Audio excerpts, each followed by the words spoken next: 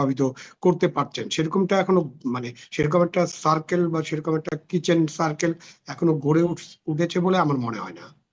আচ্ছা, অনেক ধন্যবাদ জনাব আলম শহীদ খান। আপনার কাছে আসবো, কিন্তু ব্যারিস্টার শাহরিয়ার কবির, আপনার কাছে একটু ওটাও যেটি জামায়াতের আমির চট্টগ্রামের জনসভায় বললেন, যে মানে বাজেটের সমালোচনা এটি গণতন্ত্রের সৌন্দর্য, এতে রাগ করার কি আছে? সম্প্রতি সামাজিক যোগাযোগ মাধ্যমে একটা বেশ ট্রল ঘুরে বেড়াচ্ছে, মানে কি রাগ করলা, এরকম একটা বিষয় কথায় কথায় বলা হচ্ছে আর কি। তো মনে হচ্ছে মানে এই জামায়াতের আমির এটি বলার পর থেকে ওই যে রাগ করলা বিষয়টা চলে আসছে। মানে এটি যেমন স্বাভাবিক, গণতন্ত্রের সৌন্দর্য, বিরোধী দল সমালোচনা করবে, বিরোধী দলের সমালোচনা নিয়ে সরকারি দলও সমালোচনা করবে, সেটিও তো একটা স্বাভাবিক ব্যাপার। সেখানে একদম বিক্ষোভ বা সেটার বিরুদ্ধে কথা বলা, সেটাও তাহলে কেমন হয় আর কি? মানে সরকার যদি রাগ করতে, বিরোধী দল যদি রাগ করতে পারে, সরকারও করতে পারে, বা পাল্টাপাল্টি, তো তাই নয় কি? ধন্যবাদ আপনাকে। আপনার মাধ্যমে আপনার দর্শকদেরকে সালাম ও শুভেচ্ছা, এবং আপনাদেরকে আসসালামু আলাইকুম রহমতুল্লাহ বারাকাতুহু। ভাইরে, সমালোচনা হতে হবে গঠনমূলক। এখন ধরে নেন যেখানে সরিষা হয় না, আমি বলে দিলাম সেখানে সরিষা হয়, তাহলে হবেটা কি? আমি বলে দিলাম, ধরে নেন যে আবু আলম খান ভাইয়ের এলাকায় আলু ভালো হয়, আমি বলে দিলাম না আলু হয় না, ওখানে সয়াবিন হয়। ভাইরা দেখা গেল বাংলাদেশে কোথাও সয়াবিন হয়। এটা যখন রাষ্ট্র, ধরে নেন আমি শাহরিয়ার কবির কি বললাম তাতে কিছু যায় আসে, তা আবু আলম ভাই যখন কিছু বলবে সেটা যায় আসে, কারণ উনি রাষ্ট্রের সচিব মর্যাদায় বিভিন্ন একটা লং সময় ছিলেন।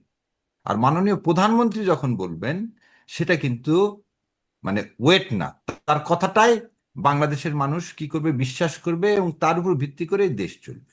ধরে নেন এই বাজেটের কথা বলি, বাজেট দিলেন 9,38,00,000 কোটি টাকা, if I am not wrong. বাংলাদেশে এ পর্যন্ত রাজস্ব আহরণ হয়েছে 3,03,00,000 কোটি টাকা। তাহলে বললাম আমরা জুলাই রেভলিউশনের পরে কি বললাম, যে আমাদের একটা পরিবর্তন হতে হবে, যেটা আবু আলম খান ভাই অলরেডি বললেন। একটা গাতানুগতিক বাজেট, একটা চিত্ত আকর্ষণমূলক বাজেট, একটা ঘাটতি বাজেট। শোনেন, ধার করে পোলাও খাওয়ার মধ্যে কোনো কৃতিত্বতা নাই, বরং ধার না করে একবেলা খাবো, সেটার মধ্যে শান্তি আছে।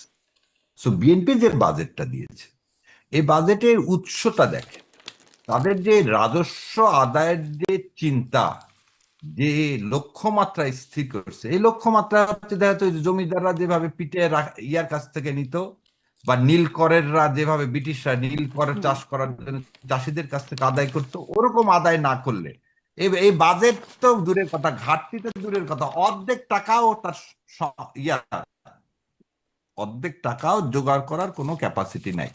সেকেন্ডলি, আইএমএফ যেখানে বলতেছে যে আমরা কোনো বাজেটকে সমর্থন করব না যে বাজেটে ভর্তুকির ব্যবস্থা রাখা হয়েছে, এই বাজেটে দেখেন এটা বিশাল অঙ্কের টাকা ভর্তুকির জন্য রাখা হয়েছে। আপনি স্বাভাবিকভাবে আপনার নাই, আপনি দেখেন তো এন্ট্রিম গভর্নমেন্ট কিরকম বাজেট দিল, কোনোভাবে যেন চলে, এবং ব্যয় সংকোচন নীতি। আজকে মাননীয় প্রধানমন্ত্রী বললেন বড় বড় কোনো প্রজেক্ট নেওয়া হবে না, উনি 20,000 কোটি টাকা দিয়ে দিলেন কি বন্ধ শিল্প কারখানা চালু করার জন্য। ভাইরে, আপনার মাধ্যমে সারা বাংলাদেশের মানুষকে একটা কথা জিজ্ঞাসা করি, আপনারা বোধহয় দেখছেন যে এই যে বালু নদীর ধারে বাংলাদেশের তৃতীয় বৃহত্তম জুট মিল আর পৃথিবীর সপ্তম জুট মিল, এই জুট মিল ফ্যাসিস্ট হাসিনা একটা গ্রুপকে দিয়েছিলেন যে এটা চালু করবে বলে। তারা করছে কি জানেন, ওই জুট মিলে ক্রেনটা পর্যন্ত বিক্রি করে দিছে। ওই জুট মিলে তো কিছু নাই, লোহা লক্কর ক্রেন, সে ক্রেনও বিক্রি করে দিছে। আর অন্যদিকে দেখেন আকিজ গ্রুপকে জুট মিল তারা নিচ্ছে, কিনছে তারা।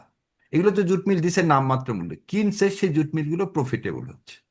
সো আপনি 20,000 কোটি টাকা দিয়ে বাংলাদেশে এর আগেও করা হয়েছে, 2006 সালেও করছে, ওটার নাম ছিল বাংলাদেশ ব্যাংকের আইএমএফ ফান্ড। সেই ফান্ডের মাধ্যমে আপনি কি করছেন, মৎস্য খাতকে উজ্জীবিত করার নামে লুটপাট করে খাইছেন, একটা টাকা আজ পর্যন্ত ফেরত আসছেনি, 12,000 কোটি টাকা। সো এই বাজেটটাকেও আমি দেখতেছি একটা লুটপাটের বাজেট। এখন উনি এই এই মানে যে আমি এটাও কি একটা, সমালোচনা, আপনি যে গতানুগতিক বাজেটের কথা বলছেন, এটাও কি একটা গতানুগতিক সমালোচনা? মানে আমরা গতানুগতিক এর আগের যে বাজেটগুলো হতো, মানে সেটি আগের সরকার বলি বা তারও আগের সরকার বলি, জি, জি, এই জি। বিরোধী দলের পক্ষ থেকে লুটপাটের বাজেট শব্দটা খুব কমন শুনতাম। এবারের কেন আপনি তো গতানুগতিকতে বের হয়ে আসেননি, তার মানে আপনি লুটপাট করার জন্য বাজেট করছেন। আর প্রশ্ন হচ্ছে, উনি এটাকে যে বললেন কি, যে মদের দাম বাড়াইছি, সিগারেটের দাম বাড়াইছি বলে বিরোধী দল সমালোচনা করছে, বিরোধী দল তো ওইটা সমালোচনা, কারণ মানে উনি বোঝেনি স্ক্রিপ্ট রাইটারের যে কথাটা বললেন না, আমার পাশে যেগুলো আছে তাদের যদি মাথার মধ্যে আল্লাহ যদি ওই জ্ঞানটুকু না দেয়, যে বিরোধী দল কি বলতেছে, যে মানুষের উপর করের বোঝা চাপায় না, তুমি রাজস্ব আহরণ করবা। আচ্ছা, রাজস্ব আহরণ করবা কি এই 3,000 কোটি টাকা থেকে বাকি 5,000 কোটি টাকা, বা হলে তো তাও একটা স্বাভাবিক ছিল, 5 লক্ষ কোটি টাকা তুমি কোথায় থেকে আদায় করবা, কোন খাত থেকে? তুমি সে খাত বলতেই পারতেছো না, হুম। তুমি না, সে কিন্তু খাত বিরোধী দল, বলতেই পারছো না। বিরোধী পক্ষ থেকে যে ছায়া বাজেট দেয়া হয়েছে সেটিও তো 8,39,000 কোটি টাকা, মানে অনেক যে কম দেয়া হয়েছে, বা সেটি যে ঋণ ছাড়া এই বাজেটও বাস্তবায়ন করা যাবে তেমনটাও তো না। না, এখানে ফর- এখানে আবার কথা হুম, আছে, বিরোধী বাজেটের মূল দেখেন যে 40% টাকায় কি বিদেশি ঋণ পরিশোধের জন্য দেওয়া হয়েছে, ওখানে ভর্তুকির ব্যবস্থা রাখা হয়নি, ওখানে জাকাত থেকে কত টাকা আসবে সে আহরণের ব্যবস্থা, প্রতিটা each and every single item টাকাটা কোথায় থেকে আসবে ওখানকার দেখেন, যে এই যে ভাই যেটা আবু আলম ভাই বলেন গ্যাপটা কত। আপনি বিরোধী দলের, এবং এটা হচ্ছে সবচেয়ে বড় সত্য কথা, বিরোধী দল বা আপনি যে খালেদা, মানে দেশনেত্রী খালেদা জিয়া এর আগে ছায়া বাজেট দিছেন, ছায়া বাজেট কখনো আসেনি, পুরা বাজেট আসেনি। ওই যে এনসিপি যেমন করে দিছেন হুম। স্ন্যাপশট, এইভাবে বিএনপি দিচ্ছেন, পুরো একটা বাজেট কখনো দেয়নি। এবং এই বাজেটটা দেখা যাবে যে সরকার আমলে নিবে না, তার মেজরিটি আছে, সে পাশ করে ফেলবে। তো কথা হচ্ছে করের বোঝা রেখে এডিবি বাস্তবায়ন করবেন কেমন করে? আপনার কথার কাজের মধ্যে তো মিল থাকতেছে না। আপনি যেটা বলেন বিরোধী দল, আরে রাগ অভিমান, রাগ অভিমান না, জামাতে ইসলাম বারবার সতর্ক করে দিচ্ছে, আপনি পুরাতন পথে চললে আপনি তো বেশি দিন গদিতে থাকতে পারবেন না রে ভাই, ধৈর্যের তো একটা সীমা আছে। 3 মাসে অধৈর্য করে দিলেন আপনি 8 দিন, দেখেন 8 দিন হসপিটাল আপনি বন্ধ করে দিলেন কি কারণে? গরিব মানুষ অনেক চিকিৎসা পায়, কার ইশারায় করে দিলেন? ইন্ডিয়ার ইশারায়, যাতে এরকম ভালো ভালো হসপিটালগুলো বন্ধ হয়, সমস্ত এই রোগী যাতে তথ্যটাই বা কোথা থেকে আবার। আসলো, মানে এই তথ্যটাই কোথা থেকে আসলো? ইন্ডিয়ার ইশারায় বন্ধ হলো আর গরিব ইন্ডিয়ান, মানুষ আপনি চিকিৎসা আবার পায় আমাকে বলে একটা বন্ধ জিনিস করা হলো? বলেন তো, মাথা ব্যথা হচ্ছে আপনি মাথা কেটে ফেলে দিবেন? রাজশাহী মেডিকেল কলেজে 91 জন বাচ্চা মারা গেল, রাজশাহী মেডিকেল কলেজ বন্ধ করে দিচ্ছেন? রাজশাহী মেডিকেল কলেজ বন্ধ করে, আচ্ছা মাইলস্টোন কলেজে কি হয়ে গেল? এয়ারপোর্টের পাশে মাইলস্টোন কলেজ আছে, সেখানে একটা প্লেন ক্র্যাশ হলো, মাইলস্টোন কলেজ আর ওখানে বাড়িঘর সব বন্ধ করে দিচ্ছেন না? তার মানে কি, আমি একটা উদাহরণ দিলাম যে পলিটিক্যাল গোলগুলো আপনার যা অ্যাচিভমেন্টের করতে চাচ্ছেন সব হাস্যস্কর, এবং এগুলো কার ইশারায় করতেছেন? পাশের দেশ ইন্ডিয়ার ইশারায় করতেছেন। ওই জন্য বাজেটটা দিচ্ছেন গতানুগতিক, যাতে ফেল করে, এ সরকারও নাস্তা নাবুদ হয়ে যাবে, আবার মানুষ বিক্ষোভ করবে, সরকার পড়ে যাবে। আর কত, সেটাই বিরোধী দলীয় নেতা বলছে, আপনি একটু দয়া করে তো শোনেন। মানে আমি একটু ভালো করে বুঝতে চাই আসলে, 8 দিন হসপিটাল পাশের দেশ ইন্ডিয়ার ইশারায় কেন বন্ধ হবে? 8 দিন হসপিটালের সাথে ইন্ডিয়ার শত্রুতা কি? ও শত্রুতা আমি কি আচ্ছা, আপনি বোধহয় জানেন না, মেডিকেল ভিসা ছাড়া কিন্তু অন্য ভিসা ইন্ডিয়া দিচ্ছে না। এবং এই এন্ট্রিমেট পিরিয়ডে বোধহয় মানুষের মেডিকেল ভিসায় যাওয়াটা সবচেয়ে কমে গেছে। এখন কেন? এখন মানুষ তো অল্টারনেটিভ খোঁজে। আপনি যেমন বোধহয় সাক্ষাৎকার দেখছেন, বাংলাদেশে সবচেয়ে কমে এবং বিনা পয়সায় যদি প্রসূতি মায়েদের কারো সিজার করা হয়, তাদের চিকিৎসা দেয়, সেটা 8 দিন হসপিটাল। 8 দিন হসপিটালের যে ফিজের যে ফিগার, সেটা সর্বনিম্ন। এবং 8 দিন হসপিটাল একটা ইন্টারন্যাশনাল মানের একটা হসপিটাল, একটা প্রাইভেট হসপিটাল। কিন্তু আপনি আবার দেখেন যে সরকারি হসপিটালের কথা বলা হচ্ছে না। মানুষ কিন্তু আমাদের দেশে বড় বড় যাই বলে বিরোধী দলীয় নেতা, সরকারি হাসপাতালে কি তার অপারেশন হয়েছে? না, প্রাইভেট হসপিটাল, ইউনাইটেড হসপিটাল হয়েছে। আপনি তো এই কথা বলতে পারেন না যে ইউনাইটেড হসপিটাল দেশের সবচেয়ে ভালো হসপিটাল, সবচেয়ে বেশি এক্সপেন্সিভ, সেটা তো সাধারণ মানুষ যেতে পারবে না। তাহলে সাধারণ মানুষের যাওয়ার জন্য যে জায়গা রাখা হয়েছে সেটা কি 8 দিন হসপিটাল? এবার আপনাকে একটা গল্প শুনাই। আমার এক বন্ধু ছিল, তার নাম রিঠু। ওকে আমাকে বলতো যে শোন, ঢাকা কি জন্য যাব, নওগাঁ থেকে কলকাতা যেতে আমার লাগে 113 টাকা। আর তখন ঢাকাতে, নওগাঁ থেকে ঢাকা নন এসি বাসের ভাড়া ছিল 350 টাকা। আবার বলে দিচ্ছি, নওগাঁ থেকে কলকাতা পর্যন্ত পৌঁছাতে খাওয়া দাওয়া সহ লাগে 113 টাকা। আর নওগাঁ থেকে ঢাকা লাগতো তখন 375 টাকা। আমি তো অবাক হয়ে গেলাম, কিভাবে রে? বলে কিছু না, সান্তাহার স্টেশন থেকে থার্ড ক্লাস একটা টিকিট কাটবি, দর্শনা পর্যন্ত চলে যাবি, দর্শনা থেকে ওপারে পার হবি, 17 টাকায় কলকাতা। তাহলে এই যে দুপুরবেলা সুন্দর মতো বুফে কারে খাবি, খেয়ে ওখান থেকে আর নড়বি না, তুই ওই বুফে কারে বসে থেকেই দর্শনা পর্যন্ত তুই চলে যাবি। এই করে 113 টাকা। এই যে কথাটা বললাম টাকার সাথে সম্পর্কিত, কারণ কলকাতায় গেলে আমার কি হয়, আমার খরচটা কম হয়, এই চিন্তা করে 8 দিন হসপিটাল করা হয়েছে। আর ভারত এটা বন্ধ করে দিল কেন? 4 দিন যারা অ্যাফোর্ড করতে পারবে না তারা তো ভাই ইউনাইটেডে যেতে পারবে না, তাদের ডেস্টিনেশন কোথায় হবে? তাদের ডেস্টিনেশন হতে হবে কলকাতা। হুম। এই কথা এটা যদি সহজ ভারত ভাবতো, সরল। তাহলে ভারত এত ভিসা কেন বন্ধ করতো? মানে ভারতই তো মানে এটা তো ভারত ইন্টেনশনালি না, ভারত না ভিসা না সংকুচিত করেছিল। না, ভারতের জন্য মেডিকেল ব্যবসা ছাড়া অন্য দ্বার দিব না। মেডিকেল ভিসাই খালি চালু রাখছে, অন্য ভিসা সেটাও সীমিত রাখেনি। করেছিল। হ্যাঁ, সেটাও তো মানে সেটার উপরও নানান রকম নজরদারি মানে সীমিত কম দেয়া সীমিত হচ্ছিল। করতে না, নজরদারি না, আমি বললাম ইনস্টিটিউশন আপনি নষ্ট করে দেয়। এই যে আজকে বাজেটের কথা বললাম, আমি একটা উদাহরণ দিলাম। যা ভারত হচ্ছে আপনার শত্রু, সে সর্বক্ষেত্রে আপনাকে চাবে মানুষের মাধ্যমে তারেক জিয়া কি মেলায়েন করতে। এই যে তারেক জিয়াউর রহমান মাননীয় প্রধানমন্ত্রী বিভিন্ন কথা বলতেছেন, এটা কি মেলায়েন করে? এটা কার অংশকার? একটা আপনি একটা জিনিস বলেন, ওনার আজকে কি বলা উচিত ছিল? গতকালকে একটা হাই কমিশনার এসে বলতে পারে 2 দেশ এক করে দিব, এ বিষয়ে ওনার মুখে বন্ধ কেন, তলা কেন? উনি আজকে এই বিষয়ে বললেন না কেন? বিরোধী দলের কথা বলতে পারলেন, কিন্তু উনি এই কথা, বিরোধী দলীয় নেতা প্রথমে কালকে রাতে স্টেটমেন্ট বলছে ওনার কাছে জবাব চাওয়া উচিত, এবং ওনাকে এই দেশে কিভাবে উনি থাকে।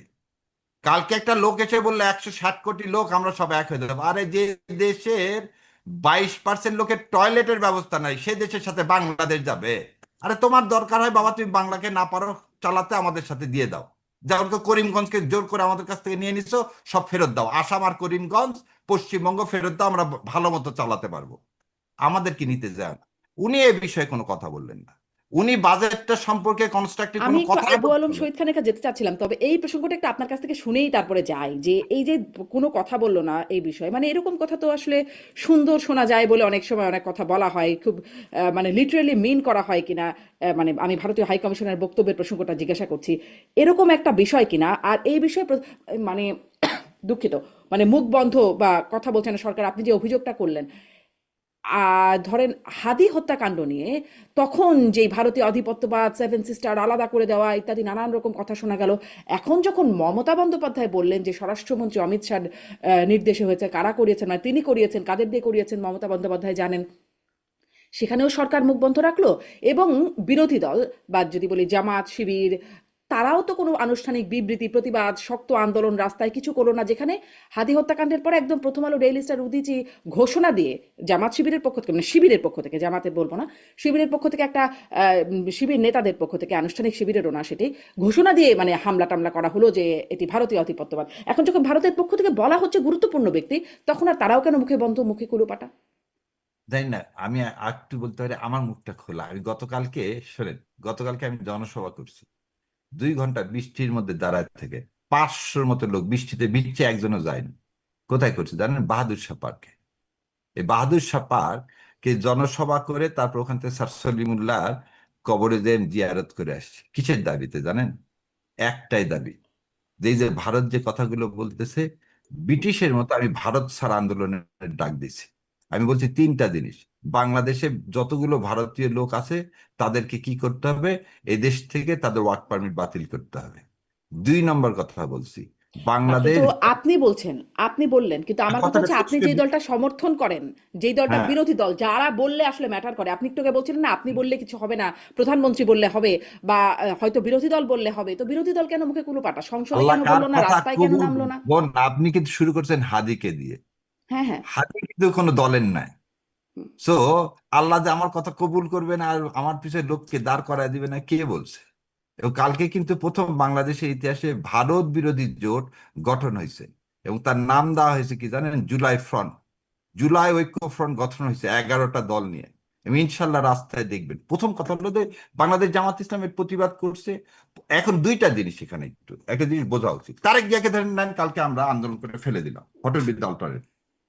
আমরা কেন মাননীয় প্রধানমন্ত্রীকে বারবার বলতেছি এই ইসলামী ব্যাংক দখল করো না, এভাবে অন্যায় করো না, আগের মতো স্বৈরাচারের পথে যেও না, কারণ আমরা দেখতে চাই একটা গণতান্ত্রিক পরিবেশ ফিরে আসুক। তুমি কারচুপির মাধ্যমে আসছো, তারপর তোমাকে সুযোগ দিতে চাই।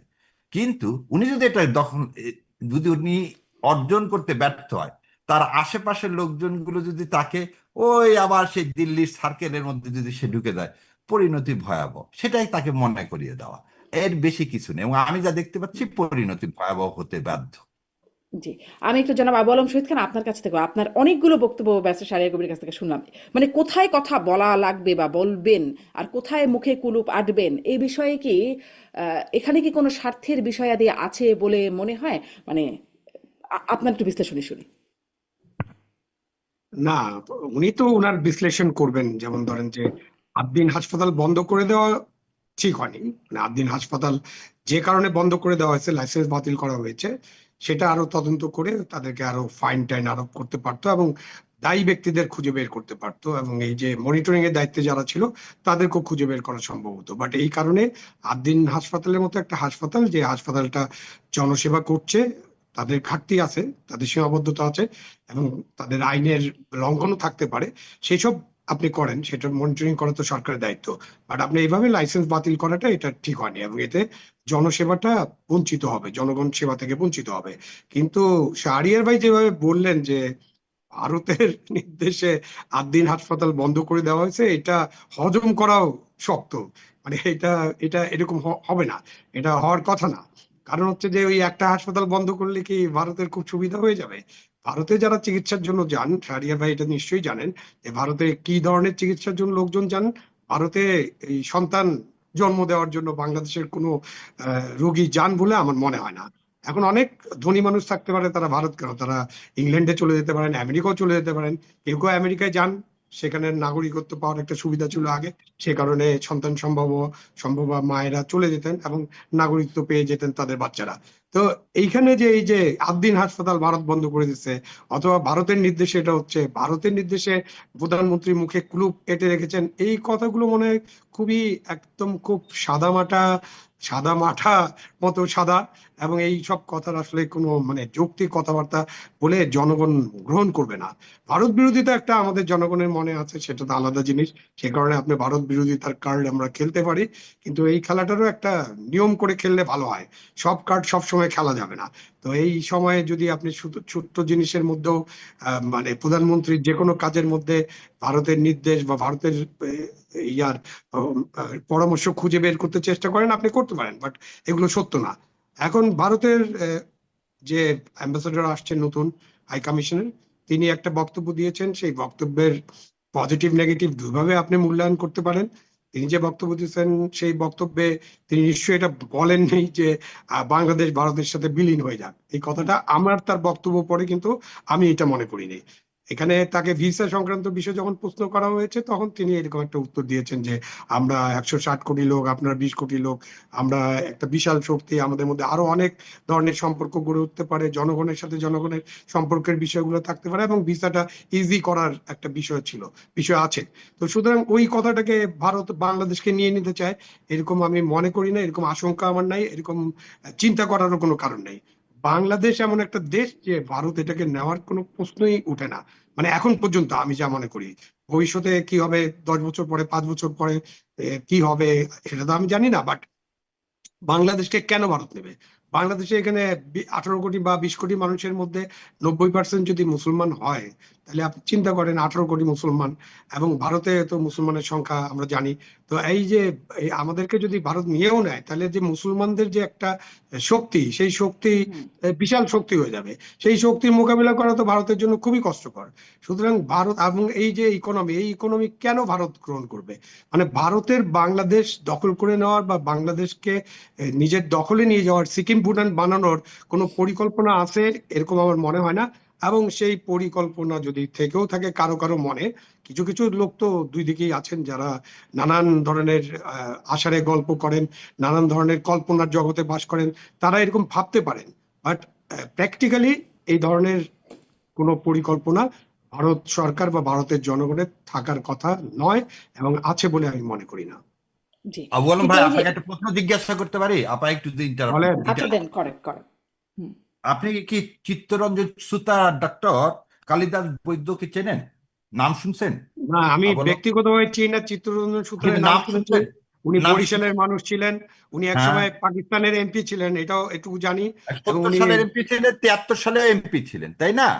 জি 73 সালে এমপি ছিলেন, তাই না? জি তো জি ওনার ওনার যে কলকাতায় যে বাড়িটা আছে, এবং উনি যশোর ঘেরাও করা এবং যশোরকে ইন্ডিয়ার সাথে নিয়ে নেওয়ার একটা আন্দোলন করছিলেন, মহাজির আন্দোলনের সভা করছিলেন কলকাতাতে, এগুলো বোধহয় আপনার মনে আছে, জি, মনে যদি আছে। আমি ভুল না করি।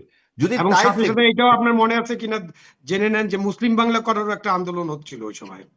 আচ্ছা, আমি আপনার অট্টগুন পড়তে যাই, এবং এই যে ষড়যন্ত্র করলেন আপনি মহাজির সঙ্গ দিয়ে বাংলাদেশকে খেয়ে ফেলে দেওয়ার জন্যই তো কবে করছিলেন, 76-77 সালে। সো ভারত আপনাকে গিলে খাওয়ার কথা কিন্তু 71 সাল থেকে আসতেছে, আবু আলম ভাই, আমি যদি ভুল না করি। এবং এই বইটা বোধহয় আপনি পড়ছেন মনে হয়, আবু রুশদের এই বইটা। যদি আবু রুশদের এই বইটা পড়ে থাকেন না, আবু রুশদের এই পাতাগুলো যদি ঠিক থাকে, খালি আবু রুশ না, আপনি বোধহয় মাসুদুল হকের স্বাধীনতা যুদ্ধের সিআইএ এবং বইটাও বোধহয় পড়ছেন। জি জি। যে স্বাধীনতা যুদ্ধ কেন ঘটালো এবং বাংলাদেশকে তার সাথে অন্তঃকরণ করার, এটা বোধহয় আপনি জানেন। আপনি বোধহয় এটাও জানেন করিমগঞ্জের মানুষ না, 56। এরকম দাবি করা হয়, এরকম শেষ দাবি করে করা হয়। আরেকটা প্রশ্ন করি আপনাকে। করিমগঞ্জের 56% লোক জুলাই মাসে ভোট দিল, গণভোট দিল, তারা বাংলাদেশের সাথে থাকতে চায়। ইন্ডিয়ান ফোর্স কেন জোর করে করিমগঞ্জ দখল করলেন এটা যখন কাকে জিজ্ঞেস 47 করতে সালে? হবে? আপনি তো আমাকে আমি জিজ্ঞেস আপনাকে করলে প্রশ্নটা হবে না, করতে আপনাকে চাই, এটা হ্যাঁ, ফিল্ড আপনি মার্শাল ইতিহাস, আইয়ুব খান আপনার তো জ্ঞানের জিওসি। ভান্ডার ভাই, আমি না আপনাকে ভাই, শ্রদ্ধাশীল ফিল্ড হয়ে মার্শাল আইয়ুব বলতেছি। খান জিওসি ইস্ট পাকিস্তান, উনাকে কবর থেকে তুলে জিজ্ঞাসা করতে হবে। না না মোহাম্মদ না, আলী ওখানে জিন্নাহকে না, জিজ্ঞেস করতে হবে। আপনি বলছেন যে লিয়াকত আলী ভারত খানকে জিজ্ঞেস করতে হবে। আমাদেরকে দখল করতে চায় না, আমি বলতেছি ভারত দখল করতে চায় না। ভারত, প্র্যাকটিক্যালি ভারত বাংলাদেশ দখল করে ভারতের কোনো লাভ নেই, এটাই আমি না, বলছি। যদি মানে এটা তাই একটা হয়ে অ্যানালাইসিস, থাকে, এটা না না, একটা অ্যানালাইসিস, ভারতের কোনো লাভ নাই। ঠিক আছে, ভারত না না এটা ভাই, একটা, এই বোঝাকে আমি কেন তর্ক ভারত করতেছি নেবে? না, আমি বলতেছি এই প্রশ্নগুলো আমি খুঁজতেছি। করিমগঞ্জকে দখল করলেন, আচ্ছা এবার আপনি কি জানেন শেখ হাসিনা যে এই যে সমুদ্র বিজয় বলে তালপট্টি যেখানে ছিল, যে দ্বীপটা, এখন তো পানি উঠে গেছে, ওই দ্বীপটা আর আমাদের নাই। তো ভারতের যদি এত কিছুই দখল দরকার না থাকে, আমার তালপট্টি নিলেন কেন, করিমগঞ্জ নিলেন কেন, and রংপুরের ওখানে হঠাৎ করে প্রতিমা বানানোর দরকার হলো কেন? আর ওই পারে শুভেন্দু বাবু খালি রাত দিন বলতেছে, এই যে যার কথা বললেন যে এই অ্যাম্বাসেডর আসছে, অ্যাম্বাসেডর তো একবারও দুঃখ প্রকাশ করলো না যে জোর করে পুশিং করা হচ্ছে। ওনাকে বলছে, উনি বলছে এক আতাস বাতাস, আমি ভারত আর বাংলাদেশ এসে বুঝতে পারতেছি না আমি ভারত থেকে আসছি কিনা। এটা কি ডিনোট করে কোনো পজিটিভ জিনিস? পুশ, দেখেন পয়েন্টটা পয়েন্টটা ও পুশিনের আমার ব্যাপারে আপনার সবার অবশ্যই, শত্রু। না বললাম না ভাই, না, ও আমার পুশিনের সবার শত্রু। ব্যাপারে অবশ্যই আপনার বক্তব্য থাকবে, মানে আমাদের বাংলাদেশের রাষ্ট্রের একটা বক্তব্য থাকবে, এবং আমরা আন্তর্জাতিক যে আইন কানুন আছে সেটার ভিত্তিতেই এই সমস্যার সমাধান হতে হবে। এই বিষয়ে সরকারকে অবশ্যই স্পষ্টভাবে জানাতে হবে এবং সরকারকে একটা কঠোর ভূমিকা নিতে হবে। এবং সরকারের যে আপনি আর আমি তো সরকার চালাচ্ছি না, বাট আমাদের যে বিজিবি আছে, পুশিনের ব্যাপারে তাদের যে ভূমিকা এবং ওখানে বর্ডারে স্থানীয় জনগণের ভূমিকা, এইসব তো আমরা জানি নাকি? জানি এটা না। প্রশংসনীয় না? সুতরাং এই বাধা তো আমরা দিচ্ছি। আমরা স্বাধীন বাংলাদেশ, বাংলাদেশের সার্বভৌমত্ব কোনোভাবে কেউ লঙ্ঘন করার চেষ্টা করলে আমরা অবশ্যই সেখানে বাধা দিব, এবং সরকারকে সেখানে কঠোর ব্যবস্থা নিতে হবে। সরকারের যে বিজিবি কি সরকারের ইচ্ছা ছাড়াই নিজেরা কি জামাতের ইচ্ছায় এখন বাধা দিচ্ছে নাকি? এরকম মনে হয় নাকি আপনার? না না, আপনার কাছে এটা আবার জিজ্ঞাসা করি, স্বাধীনতা যুদ্ধের সাথে আপনার মুক্তিযোদ্ধা ছিলেন, ওপারে গেছেন, ট্রেনিং নিয়ে আসছেন, আপনিও তারপর তো ছাত্র ইউনিয়ন করতেন রে ভাই, আপনি আচ্ছা, কি আমি করতেন? বলে দিই, আপনি আমি কি একটু করতেন শেষ করি। বলেন সেটা। আর আমিও বলতেছি, আমার বাবা মুক্তিযোদ্ধা, এই জন্য আপনাকে সম্মান করি অন্যরকম ভাবে। বললাম ভাই, আমি একটু বলতেছি, আপনারা ওপারে গেলেন, ট্রেনিং নিলেন, অস্ত্র নিয়ে আসলেন। 24-এ দেখেন তো আমরা কারো ট্রেনিং ছিল, অস্ত্র ছিল? আজকে যে লোকগুলোর কথা বললেন ছিল বর্ডারে, নাকি? ছিল আগে নাকি? বলে ব্যারিস্টার বলে শাহরিয়ার কবির, বলেন, আসিফ না আসিফ ছিল না, মাহমুদ সেটাই সজীব ভুঁইয়া তো বলতেছি। বললেন যে ছিল না, শুনে সশস্ত্র যেটা বিপ্লবের প্রস্তুতি। বলতেছি আজকে, শোনেন, 7.63 আজকে নিয়ে এখনো বর্ডারে কথা যে হচ্ছে, লোকগুলো আজকেও গেছে কথা লাঠি হচ্ছে। নিয়ে গেছে, বাংলাদেশ এই জাতি, কারণ আমরা হচ্ছে আমাদের রক্তের মধ্যে আমরা জানি যে তারা আমার মুসলমানিত্ব কেড়ে নিতে চায়। একটু আগে বললেন না যে আদ্দিন হসপিটালকে কেন খেয়ে ফেলে দিয়েছে, যে একই সুতা ইসলামী ব্যাংকে ইন্ডিয়া খেয়ে ফেলে দিছিল। ইসলামী ব্যাংকে জঙ্গি অর্থায়নের ব্যাংক বানাইছিল হাসিনা এই লক্ষ কোটি টাকা পাচার করার জন্য। কোথায় এখন তো বের হয় না যেটা জঙ্গি আয়নের ব্যাংক। ঠিক আদ্দিনকে একই কারণে বন্ধ করে দিচ্ছে। এই যে বলতেছে ইউনাইটেড হসপিটাল কোভিডের সময় মানুষ মারা যায়নি, তো ইউনাইটেড হসপিটাল কি বন্ধ করে দেওয়া হয়েছে? যেখানেই মুসলমান, যেখানেই জামাতের প্রতিষ্ঠান, সেখানে ওদের বলছে কে মহাসচিব, জামাতকে আদ্দিন কি জামাতের, রাজনৈতিক ভাবে কি করা হবে। না শাহরিয়ার না ভাই না, আপনি একটু ক্লিয়ার করেন, আদ্দিন আমি কি আমি বলে জামাতের আগে শেষ প্রতিষ্ঠান, করি, ইসলামী আমি ব্যাংক আগে কি শেষ জামাতের করি। না প্রতিষ্ঠান? না না, আপনি না এটা না, করলে ক্লিয়ারলি এটা বলেন। মুসলমানদের প্রতিষ্ঠান, যে মুসলমানরা সবই তো শরিয়াহ আইনে মুসলমানদের বিশ্বাস করে প্রতিষ্ঠান ভাই, তাদের। আমিও তো শোনেন, মুসলমান, আমি আপনি বলি আপনিও আপনাকে, মুসলমান, আমাদের আপনি অ্যাঙ্করও টার্গেট এখনো করেন মুসলমান। কাকে, শোনেন, টার্গেট করেন তাকে যে যারা বাংলাদেশ ইসলামী জাতীয়তাবাদকে সমন্বিত রাখতে চায়, তাদেরকে আপনি টার্গেট করেন। সেদিন আপনি না ইসলামী ব্যাংকে টার্গেট আপনার এই করছেন। যে আমি আপনার ইসলামী এটা ব্যাংক আমার এবং ইন্টারপ্রিটেশন, আপনি আদ্দিনের নাও কাজ নিতে কিন্তু ইসলামী আর কি আদ্দিন বলে হসপিটালটা আপনি দেখেন, শোনেন, আকিজ সাহেবের ছেলেপেলেরা হাফেজ, আপনি দেখাতে পারবেন না। শোনেন, আকিজ সাহেব বিড়ির ব্যবসা করলে কি হবে, ছেলেপেলে হাফেজ বানাইছে। এবং আরো একটা জিনিস দেখেন, কেন আক্রোশটা হচ্ছে, তার একজন ছেলে কিন্তু আমাদের কি ছিল, কমার্সের অ্যাডভাইজার ছিল, যে ইন্ডিয়ার কাছে নতজানু হয়নি, সেজন্য কিন্তু ইন্ডিয়া টার্গেট করছে আদ্দিনকে। এবং কাকে দিয়ে আমেরিকার সাথে টার্গেট চুক্তিটা করছে? যেটা প্রধানমন্ত্রীকে, সেজন্য প্রধানমন্ত্রী এই বিষয়ে চুপ। আজকে একটা না না কথাও না, বলে না আমেরিকার সাথে নিয়ে। চুক্তি করছে তো, আমাদের কমার্স অ্যাডভাইজার আমেরিকার সাথে ওই চুক্তি চুক্তির সাথে করছে, সে যুক্ত তো ভালো ছিলেন তো। চুক্তি করছে, আমেরিকার সাথে ভালো ভালো চুক্তি চুক্তি, ঠিক করছে। আছে। তো এই আমি ভালো বলি চুক্তি তো, করার জন্য এটা পুরস্কার, এই ইন্ডিয়া চুক্তি তো সারা বাতিল পৃথিবীর করেনি। যার সাথে চুক্তি করো সব চুক্তি ভালো, কারণ ইন্ডিয়া চুষে খায়, ওরা চুষে খেতে পারবে না। ওরা গিলে খাবে। গিলে কোনোদিন খেতে পারবে না। গিলে খেতে আসলে আমরা ইরান হয়ে যাবো। না ওইটা তো আর শাহরিয়ার ভাই কথা তো শুনতে আমের না, দেশের মানুষ, ইনশাল্লাহ। আপনি আম শোনেন, গিলে খেতে পারবেন না, ৭৪ সালে আম শোনেন, চুষে চুষে খেতে হবে। ৭৪ সালে ওই জন্য বলছি, পাকিস্তান এবং চায়নার সাথে এখন আমাদের সামরিক চুক্তি করতে হবে এই ইন্ডিয়ার হাত থেকে বাঁচার জন্য, যেটা আবু আলম মানে ভাইদের কিন্তু সমর্থন। আমারও ওই জায়গাটা প্রশ্নটা রয়েই গেল যে আপনি এত ভারতের বিরুদ্ধে, মানে আপনি সবসময় খুব ভারত বিরোধী কথাবার্তা, মানে আপনার বক্তব্যে খুব স্পষ্ট হয়, শক্ত হয়, ব্যারিস্টার শাহরিয়ার কবির। সেখানে মানে নির্বাচনের প্রসঙ্গেও আপনি বলেছেন যে ভারত এটা নির্বাচনটা এরকম করে করে দিয়েছে, ভারত ক্ষমতায় বসিয়েছে, ভারত আদ্দিন হসপিটালের পেছনেও ভারত, ইসলামী ব্যাংকের পেছনেও ভারত, মানে সব কিছুর পেছনে ভারত। কিন্তু যেটা নিয়ে আমার এই প্রশ্নটা আপনাকে করলাম, আপনি বললেন আপনি জানেন না, মানে বিরোধী দল কেন চুপ এই বিষয়টা নিয়ে, বা তারা চুপ না, আনুষ্ঠানিক বিরোধী দল তো প্রটেস্ট করছে। আমি বলছি, আমি নিজে প্রটেস্ট করতেছি, আমি রাস্তায় নামছি। কে বলছে? আপনি শিবির করেছেন থেকে শুরু জামাত ইসলাম সবাই করছে। আর আপনি জানেন আনুষ্ঠানিক যে একটা জামাত ইসলামের বিবৃতি, সমর্থক। সংসদে কোনো হ্যাঁ, বক্তব্য, সংসদে সংসদে কোনো বক্তব্য বক্তব্য, দিচ্ছেন দিচ্ছেন আনুষ্ঠানিক কোনো দিচ্ছেন বিবৃতি। আপনি এটাও হয়তো জানেন না। বিরোধী দল যেগুলো প্রশ্ন দেয়, ওগুলো প্রশ্ন 71-এর প্রশ্ন ভাই আবু আলম ভাই জানে। চাইলেই কিন্তু আমি পয়েন্ট অফ অর্ডারে দাঁড়াতে পারি, কিন্তু চাইলে একটা কোশ্চিন সব জমা দেওয়া আছে। এবং আপনি হয়তো জানেন কিনা, মীর কাসেম আলী সাহেবের ছেলে, ও আজ ওই ঘটনার পরের দিনই চিঠি পর্যন্ত লিখছে কমনওয়েলথে চিঠি পর্যন্ত লিখছে যে ভারতের এই সন্ত্রাসী কর্মকাণ্ড নিয়ে পার্লামেন্টে দরখাস্ত পর্যন্ত দেওয়া হয়েছে, এই নিয়ে আমরা আলোচনা করতে চাই, তুলতেছে না। তাহলে আমি কি করব? ওখানে কার ইশারা? বাজেট অধিবেশন, আবার আবার বলতে না না বাজেট ধরেন তখন এখানে আনুষ্ঠানিক বিবৃতি দেওয়ার 71 সুযোগ বিধিতে থাকে, এগুলো আলোচনা হবে না, আনুষ্ঠানিক পড়া বিবৃতি হবে। দেওয়ার সুযোগ থাকে, এরকম বড় বড় তো সেটা সমাবেশে দেওয়া কথা বলছে। হয়েছে, বোন, সব জায়গায় হয়তো আমরা অনেকে মানে হুম। ঠান্ডা লেগে গেলে কানে তালা থাকে, তো কিছু মানুষের কানে তালা থাকে, সেজন্য তারা শুনতে পায় না। আর আমার কানে আমার তালা তো কেন, মানে একদম সব ভেঙে ফেলা হয়েছিল যখন, মানে যখন সেই হাদি হত্যাকাণ্ডের পর পর যখন হাদি মারা গেলেন আর হাদিকে কি। আপনি না, হাদিকে আপনি মেরে ফেলে দিলেন, সেটা তো আপনি মমতার কথাতে আপনি আপনার আমার সবার উচিত কি ভারতকে নিন্দা জানানো। ভারত কোনদিন আমার আমার বন্ধু না, এটা তো মমতা ব্যানার্জিও ইয়ে করে দিলেন। আজকে আপনি এই সরকারকে মানে জামাত ভারতবর্ষকে বিরোধী দল হিসেবে সরকার কিছু শক্ত করতে নিন্দা পারছে না। জানিয়েছে, আপনি বলবেন যে হ্যাঁ, জামাত বিরোধী দল অবশ্যই হিসেবে জানাইছে। শক্ত নিন্দা জানিয়েছে? হ্যাঁ, শক্ত নিন্দা না, এটা নিয়ে প্রস্তাব আলোচনা করার জন্য সংসদে আমরা চিঠি পর্যন্ত দেওয়া আছে। সেটা নিয়ে যখন আমাদেরকে সুযোগ দিবে তখন পুরো আমি একটু ফ্লোরে। আবু আলম শহীদ খানের কাছেও শুনি। জনাব আবু আলম শহীদ খান, আপনার কাছে কি মনে হলো শক্ত নিন্দা আপনি দেখেছেন? আমি আসলে বুঝি নাই, কারণ শক্ত বলতে আমরা যা বুঝি, যখন প্রথম আলো, ডেইলি স্টার, উদীচী, ছায়ানট একসাথে হামলা হয়ে গেল, মানে দূর সম্পর্কে ও না ভারতীয় না না না, আপনি আধিপত্যবাদের। আবার আরেক দিকে নিয়ে যাচ্ছেন বোন। এই উদীচী, ছায়ানট, প্রথম আলো, ডেইলি স্টার, এই গংতালে আপনি বিশ্বাস করেন যে এরা সব একই সুতায় বাঁধা, এরা সব ইন্ডিয়ার দাবেদার? এবং সেজন্য আপনি কি হাদিকে কি সেই জন্য আগুন হাদি দেওয়া একটা হয়েছিল সামান্য?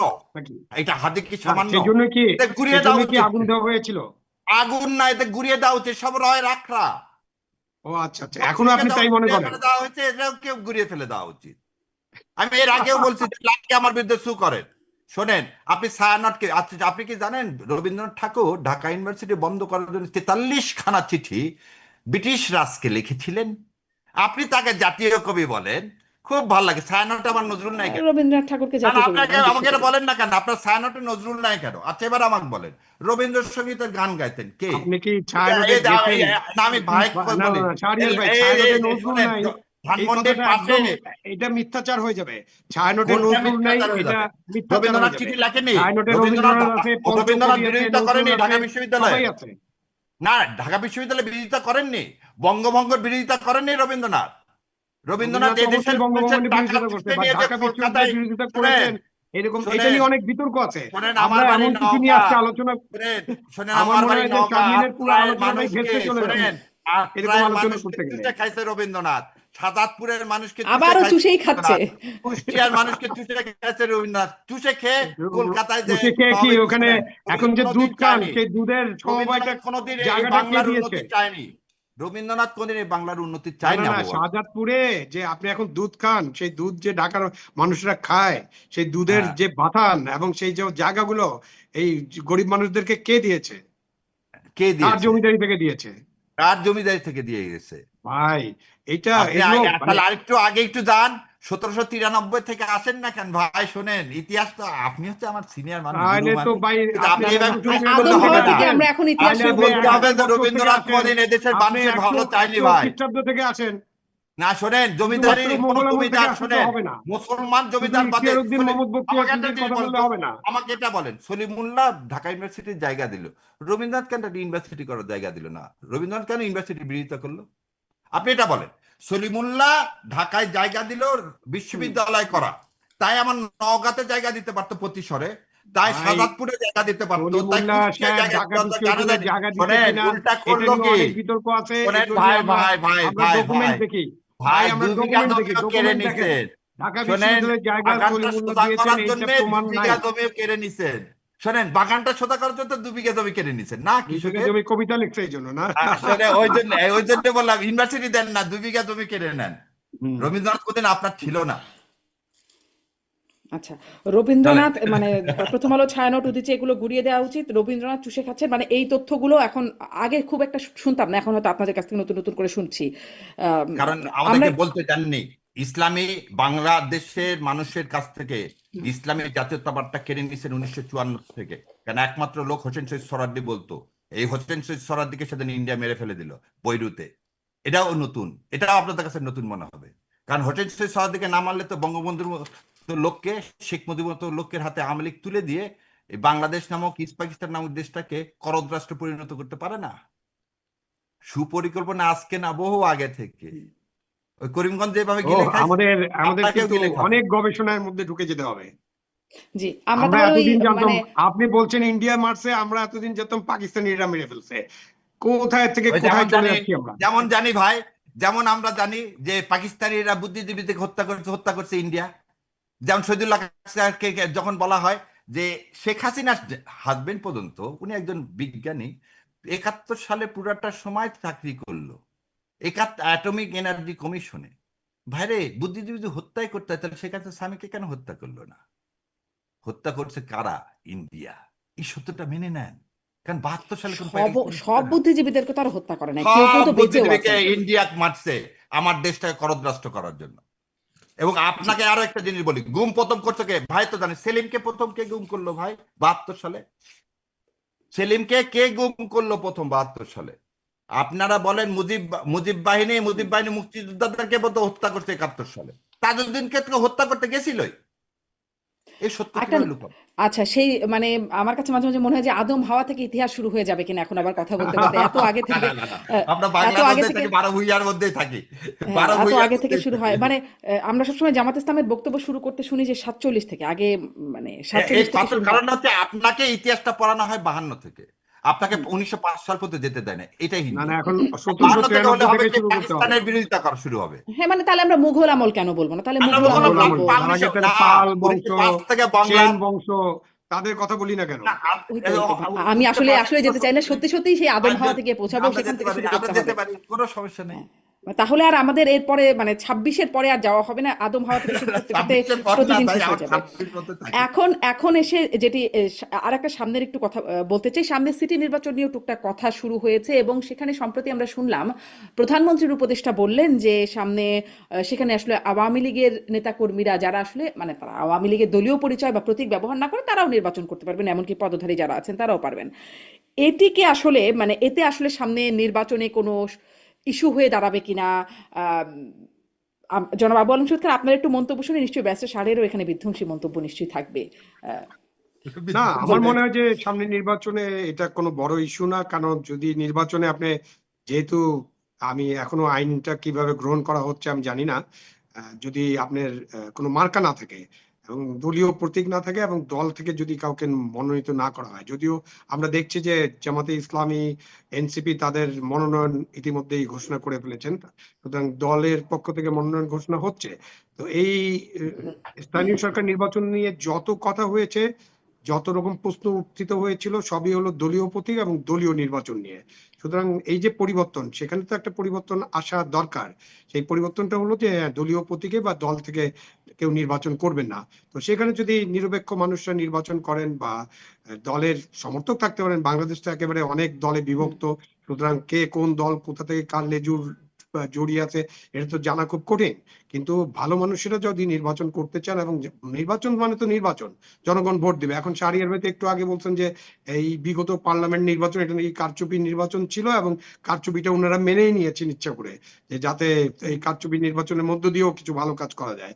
তো এখন ভবিষ্যতে এটাও যদি বলে ফেলেন যে সব নির্বাচনে কারচুপি হচ্ছে, তাহলে তো আর কিছু কথা থাকে না। সুতরাং আপনার স্থানীয় সরকার নির্বাচন ভালো হোক, এবং স্থানীয় সরকার নির্বাচনে উদার গণতন্ত্র চর্চা হোক, স্থানীয় সরকার নির্বাচনে যারা আগ্রহী নির্বাচন করতে তাদেরকে সুযোগ দেওয়া হোক, জনগণকে সিদ্ধান্ত নিতে দেওয়া হোক। জনগণ সিদ্ধান্ত নেবে যে স্থানীয় সরকারের যে পরিষদগুলো আছে, ইউনিয়ন পরিষদ, উপজেলা পরিষদ, পৌরসভা, সিটি কর্পোরেশন, এগুলোতে জনগণ কাদেরকে নির্বাচিত করতে চান, কোন ব্যক্তিকে নির্বাচিত করতে চান এবং কাদেরকে তারা পছন্দ করেন, সেই ভারটা জনগণের উপর ছেড়ে দেওয়াটা উত্তম হবে, এবং সেটাই জি, উদার গণতন্ত্র। জি, যদিও সেটা জাতীয় নির্বাচনে হয় না। এই ব্যারিস্টার শাহরিয়ার কবির, আপনার মন্তব্য কি? প্রথম কথা হলো যে ভাই যে বললেন ওই উদার গণতন্ত্র, গণতন্ত্র উদার হয় না, গণতন্ত্র কার কৃপণও হয় না, গণতন্ত্র গণতন্ত্র, গণতন্ত্র গণতন্ত্র, democracy by the people, for the people, of the people. এটার আবার অন্য কোনো ডেফিনেশন দিয়ে এটা করা যায়, সেটা হচ্ছে বয়ান তৈরি করার ক্ষেত্রে। প্রথম জিনিস হচ্ছে এই বয়ানটার জন্য দায়ী করি আমি প্রথমে এনসিপির কাকে। এনসিপি নাহিদ যখন বলছে না রিফাইন আওয়ামী লীগ, ভালো আওয়ামী লীগ, খারাপ আওয়ামী লীগ, তখন কপালটাই হাত দিই যে বিপ্লবীরা যখন আওয়ামী লীগকে ধারণ করতে চায় তখন আর সে দেশের আর ভালো হওয়াটা খুবই কষ্টকর। তো বিপ্লবীদের জন্য প্রায়শ্চিত্ত করতে হবে। মুজিববাদ কোনদিন ভালো হতে পারে না, নাৎসিজম কোনদিন ভালো হতে পারে না। কিন্তু ভাইয়ের কথাটা আবার আমি একসাথে একমত যে আচ্ছা লোক যদি দেয়, লোক যদি তাদেরকে দাঁড়াতে দেয় কোনো সমস্যা নাই ভাই। যদি তারা যদি নমিনেশন পেপার ড্রপ করতে পারে কোনো সেক্ষেত্রে দলীয় না তো নির্দলীয় নির্বাচন। আবার একটা জিনিস বুঝেন, লোকাল সেলফ গভর্নমেন্ট নির্দলীয় নির্বাচন। আমার প্রশ্নটা কিন্তু অন্য জায়গায়, আমার প্রশ্নটা আওয়ামী লীগ হিসাবে দল, এবং প্রশ্ন এই উত্তরটা দিল কে, এটা দিল কে, যাকে পুরস্কৃত করলেন সেই ভদ্রলোক ডক্টর সাহেব, উনি কিন্তু সারা জীবনে এই আওয়ামী লীগের দালালি করে গেল, ভারতের দালালি করে গেল। জায়েদ সাহেব একদম স্পষ্ট, আবারও বলে দিচ্ছি, উনার যা কথা রস শিখায় দেয় তাই বলে। এবং এই জন্য তারেক জিয়াকে মাননীয় প্রধানমন্ত্রীকে প্রায়শ্চিত্ত করতে হবে একদিন, রটা আসলে কিভাবে প্রায়শ্চিত্ত শিখায় করতে হবে। দেয়? আমি কিভাবে আমি শেষ শিখায় দেয়? করে দিই, শেষ করে দিই। উনি কিভাবে এটাকে প্রাসঙ্গিক করেন? উনি কে? হুইজি? উনি কি প্রতিনিধি পার্লামেন্টের? উনি একটা প্রধানমন্ত্রীর উপদেষ্টা করা উপদেষ্টা। হয়তো, না না আগে শুনেন, উনি তথ্য উপদেষ্টা। উনি ইলেকশনের দায়িত্ব দিচ্ছে ওনাকে। উনি আওয়ামী লীগকে কেন প্রাসঙ্গিক করতে চায় প্রতি কথায়? এখন পর্যন্ত শুনলাম যে এবছর হবে ইলেকশন, পরে বললো না ইলেকশন হবে না। উনি এই কথা বলার কে আওয়ামী লীগ করবে কি করবে না? কারণ ওই যে এই বইটাতে আবার পড়েন যে সাংবাদিককে কত টাকা করে দেওয়া হয় রয়ের পক্ষ থেকে, উনিও টাকা খান, সেজন্য ওই বয়ানগুলো দেন। আর আমি একটা কথা আবু আলম ভাইয়ের সাথে আবার একমত, নির্দলীয় যেখানে পলিটিক্যাল পার্টি নেই সেখানে যে দাঁড়াবে, যদি তাকে মানুষ ভোট দেয় হবে, না দাঁড়ালে হবে না, না দাঁড়ালে হবে না। ওই জায়গাতে আপনি রাজনৈতিক কথা, দলের কথা আনলেন কেন? কারণ এটা তো একটা মানে মানে নির্দলীয় তাহলে কথা ভাই, তাহলে আপনি একটু আওয়ামী এটাও লীগকে একটু কেন জিজ্ঞাসা করি। প্রাসঙ্গিক করতে চাচ্ছেন? হুম, আমার কথা হলো মানে আওয়ামী লীগ প্রাসঙ্গিক করতে চাও, আপনার উদ্দেশ্যটাই তো অসৎ। এবং জাহেদ সাহেবের এই উদ্দেশ্য অসত্য প্রথম থেকেই।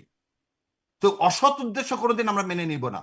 উনি যে কথা বলছেন ওইভাবে যদি আওয়ামী লীগকে প্রাসঙ্গিক করতে চান, ইনশাল্লাহ আর কে কি করবে জানি না। ওই যে হাদির কথা বললেন, শোনেন হাদিকে কেন ধারণ না, করতে আমি চায়? হাদির প্রসঙ্গে অনেক কথা আছে আসলে সেখানে, আপনারা মানে কেন বলেন নাই সেটা নিয়ে একটা প্রশ্ন আমি গত অনুষ্ঠানেও করছিলাম, যে একদম চুপ হয়ে গেলেন কেন, সেই সেই ব্যাখ্যাটা আপনিও বলছিলেন আপনি জানেন না কেন জামায়াত আসলে চুপ হয়ে গেল। কিন্তু না না, আমি আসলে জামাত এই চুপ প্রশ্নটা হয়নি, করব। আমি বলে দিলাম জামাত খালি চুপ হয়নি, জামাতের বরং রাজপথে আছে এবং আমরা বৃহত্তর আন্দোলনের দিকে যাচ্ছি, এই ভারত খেদাও আন্দোলন ইনশাল্লাহ। এ বলে দিলাম আপনাকে।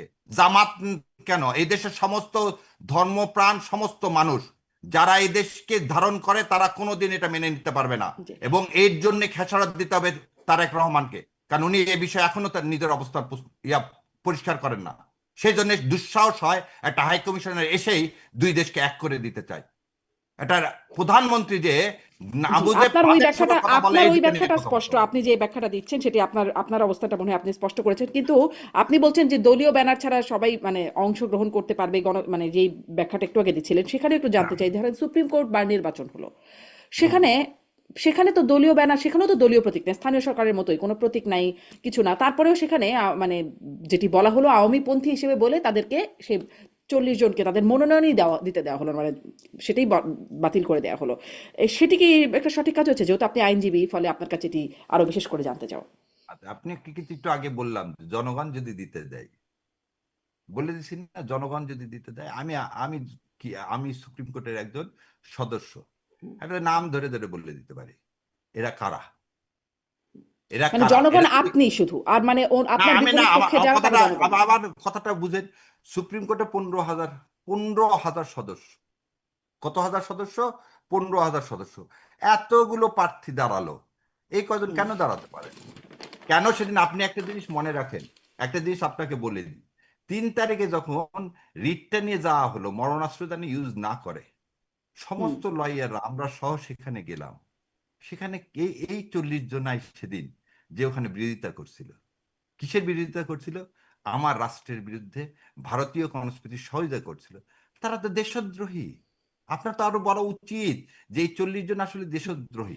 এই না, সেটা তো দেশদ্রোহী আইন, আপনার ব্যাখ্যা। শোনেন, নির্বাচন আমি করতে আপনার বলি, দিতেন, তাদেরকে পরাজিত না না, করতেন আপনারা। নির্বাচন তো দূরে থাকে, এদের লাইসেন্স বাতিল করা উচিত। এটা এদের একটা লাইসেন্স স্বৈরাচারী বাতিল সিদ্ধান্ত না, করা মানে উচিত। আপনি বার যা বলবেন কাউন্সিলে, তাই হবে, বার বাকিদেরকে দিতে কাউন্সিলে দিবেন না। এদের লাইসেন্স বাতিল করা উচিত। এবং বাতিল যে করেনি সেজন্য কি আমার সুপ্রিম কোর্টে বারে হাসিনার সপক্ষেরা কি করছে? রাতের আধারে হঠাৎ করে মিছিল করছে, রাতের আধারে হঠাৎ করে মিছিল করছে তারা। হুম, হাসিনাকে ফিরিয়ে আনতে হবে, সুপ্রিম কোর্টে এই হাসিনাকে ফিরিয়ে আনতে হবে, এই মিছিল করবে এই 40 জন। এবং একটা দেখান তো এই 40 জন আওয়ামী লীগের বাইরে একটা লোক আছে যে সুপ্রিম কোর্ট বারে ইলেকশন করতে পারেনি? এই 40 জন তো মার্কা মারা আওয়ামী লীগ। প্রতীক যারা তো এই ছিল না, দেশে, হ্যাঁ দলীয় বুঝি প্রতীক না, তো ছিল না। আর দলীয় প্রতীকের কথা না আপনি তো শোনেন, এই যে আবু আলম ভাই আর আমি বসছি, আবু আলম ভাইয়ের কি পিঠে ধাপ্পা লাগানো আছে আওয়ামী লীগ? না। কিন্তু এখানে যদি সাবরেশন হোসেন চৌধুরী আসে, আমি বলবো না তো, কারণ তার পিঠে ধাপ্পা লাগানো আছে, তার পিঠে ধাপ্পা লাগানো আছে। ওই যে পিকের গল্প, যে ধাপ্পা লাগানো যাদের আছে আওয়ামী লীগ, তাদেরকে কোনোদিন দেশে নাৎসিজম ইজ নাৎসিজম। হিটলারকে কোনোভাবে আপনি কোনো জায়গায় কি করতে পারেন না। সিনেমা দেখার সময় ভারতীয় সিনেমাটাই রেফার করলেন কিন্তু। এটা না, আপনি একবার সাংস্কৃতিক কোনো ব্যারিয়ার নাই, হুম, হুম। সাংস্কৃতিক কোনো ব্যারিয়ার থাকতে পারে না। কেন আমি মেক্সিকোর কি বই পড়ি না? ওই যে শোনেন, আমরা না তো না, তা বটেই, তা কমিউনিস্ট বটেই। পড়ছি, কমিউনিস্ট কোথায়? শোনেন, আরো একটা জিনিস বলি না, বলি আমরা দেখি আসলে ভারতীয় প্রসঙ্গে এই আধিপত্যবাদের প্রসঙ্গে বিরোধিতা একটু করে বলি, লুঙ্গি ড্যান্স ড্যান্স এক করতে। সেকেন্ড, কিন্তু এক আমি সেকেন্ডে আসলে বলি, আমি আসলে এক সেখানে সেকেন্ডে আপনার বলে কাছে শেষ করি, এটা শোনেন, না, আমি একটা এই কথা প্রশ্নটাও এক শোনেন। সেকেন্ডে করে ফেলি যে তাহলে কেন, হ্যাঁ, মানে আমার প্রশ্ন যেটা ছিল নির্বাচনটাই কেন করতে দেওয়া হলো না, আপনি বললেন ধাপ্পা লাগানো। ধরেন এটাও কি একটা কারণ কিনা, যেগুলো হয়েছে নির্বাচনগুলো, ছোট ছোট জেলা আইনজীবী সমিতি নির্বাচন, ধরেন কক্সবাজার, চাঁপাইনবাবগঞ্জ, লক্ষ্মীপুর, এরকম কয়েকটা জায়গায় কিন্তু আওয়ামী লীগের প্যানেল জিতেছে, মানে যেটি আসলে ঠিক প্যানেল হিসাবে তো আওয়ামী লীগ না, মানে তার দলীয় প্রতীক তো হবে না, কিন্তু তারপরে ওই যে ধাপ্পা হিসাবে তাদের প্রতীক জিতেছে। ফলে মানে একটা কি এটাও কি একটা কোনো রকম মানে অশনি সংকেত কিনা, আচ্ছা আপনারা এবার ভাবেন বলে কিনা? দিই। আচ্ছা, আমার বাবা এবার নওগাঁ বার অ্যাসোসিয়েশনের সভাপতি পদে দিচ্ছে, ওখানেও কিছু আওয়ামী লীগ দাঁড়াইছিল। প্রশ্ন হচ্ছে যে বারে যারা, এই যে বললেন যারা অনিষ্ট করেনি, যে লোকগুলো দাঁড়াইছিল তাদেরকে অনেকেই ভাবতেছে আওয়ামী লীগ ধাপ্পাল আওয়ামী লীগ একজনে দাঁড়াতে পারে, বলে দিলাম পিটু খান ওখানে ধাপ্পা মালা, সে হচ্ছে আমির আলী হলের ভিপি ছিল, সে হচ্ছে অনাচারের মধ্যে সে ওয়ান অফ দেম, সেটা তাকে ওখানে ঢুকতে দেওয়া হয় না, আদৌ বারে ঢুকতে পারে না। আপনাকে এই কথাটা কেন বললাম শুনে, যে বললেন সংস্কৃতির কথার জন্য 1 মিনিটে শেষ করতে চাইলাম। যে যখন লন্ডন গেলাম প্রথম কিন্তু গেছিলাম কার্ল মার্কসের কবর দেখতে, কেন জানেন? যে একটা লোক সোয়াসে বসে থেকে একটা থিওরি বা তার পিএইচডি থিসিস লিখতেছে, আর তার বউ চিরকুট পাঠাচ্ছে, বাচ্চাটা মারা যাচ্ছে খাবারের অভাবে, এবং জানেন উনি সন্ধ্যাবেলা যখন ফিরে গেছে তখন তার বাচ্চা মারা গেছে। এটা আমাদের শিক্ষা দিছে। কি শিক্ষা দিছে? যে অনাচারের বিরুদ্ধে প্রতিবাদ করা, এই অনাচারের কোনো বাউন্ডারি নাই। পিকে পিকে ইটসেলফ ইজ অনাচারের বিরুদ্ধে কথা। তা আপনি সাংস্কৃতিক বাউন্ডারি তো আমরা কেউ কি বলছি যে না ভারতীয় সংস্কৃতি, ইকবালের কথা লেখা যাবে না, পড়া যাবে না? আর ইকবাল তো সারে যা আছে, আচ্ছা লিখছেও তো ইকবাল, কেউ বললো এটাও তো ভাই আবার কথা শুনি ঠিক না ভারতীয় ভুল বলেন। সাংস্কৃতিকও নাকি আধিপত্যবাদ আছে ভারতীয়। না না, সংস্কৃত আধিপত্যবাদ কোন জায়গায় আছে? যে জায়গায় আপনাকে বলবে ধর্ম নিয়ে আপনাকে সাম্প্রদায়িক করতে চাবে, আপনার ইসলাম কেড়ে নিতে চাবে, সেই জায়গায় তো সাম্প্রদায়িকতা। আপনি আজকে কি দেখছেন একটা ছেলেকে কোপায় মেরে ফেলে দিছে ইন্ডিয়াতে? তাকে কি রাম বলতে হবে? রাম বলতে সে অস্বীকৃতি জানাইছে বলে রাস্তায় একটা মুসলমান হকারকে পিটিয়ে মেরে ফেলে দিছে। এটার নাম কি? এটা কি আমি শিখবো? এটার নাম সংস্কৃতি? এটার নাম খুবই সাম্প্রদায়িকতা? খুবই খুব প্রচন্ড রকমের নিন্দনীয়, মানে এগুলো দেখলে তো গা শিউরে ওঠে বটে। নিন্দনীয়, এবং এগুলো হলো মব, এবং এই মবের সংস্কৃতি কোনো সময় সমর্থনযোগ্য না, সেটা যেখানে বিশ্বের যে কোনো জায়গায় ঘটুক। হুম।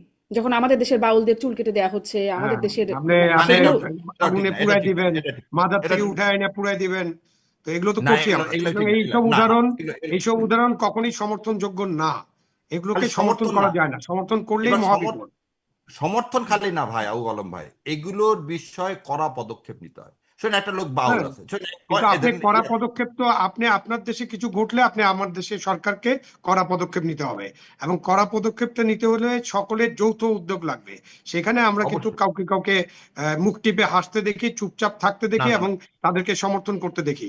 এটা হলো আমাদের জন্য বিপদ। যেমন আপনি এখন যেটা বললেন, থাপ্পা দেওয়া আওয়ামী লীগ, না আপনি আপনি